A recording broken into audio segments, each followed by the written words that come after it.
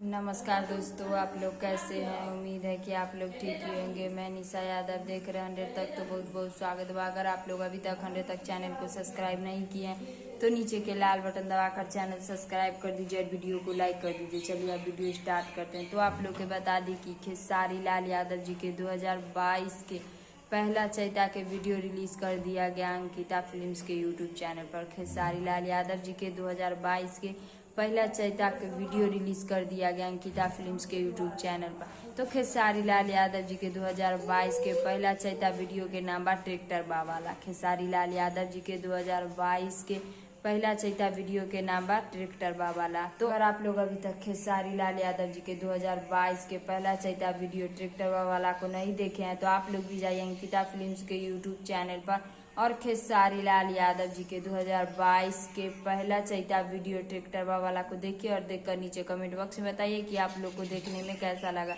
जिन दर्शक लोग अभी तक खेसारी लाल यादव जी के 2022 के पहला चैता वीडियो ट्रैक्टर वाला को देख लिया उन दर्शक लोग को बहुत बहुत धन्यवाद। तो आप लोग को इसी जानकारी के बारे में बतावे के रहे तो इस जानकारी के बारे में का राय बा का विचार बा नीचे कमेंट बॉक्स में बतलाएं। फिलहाल में इतने, फिर से मिलेंगे अगले वीडियो में। जय हिंद, जय भोजपुरी।